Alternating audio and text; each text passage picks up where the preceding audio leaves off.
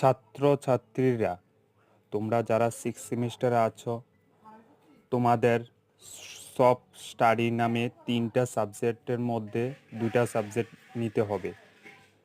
যেমন যারা অনার্স আছে তারা 2টা, যারা পাসে আছে মানে জেনারেল সাবজেক্ট আছে তারা 3টেই নিতে হবে, সাথে একটা প্রজেক্ট।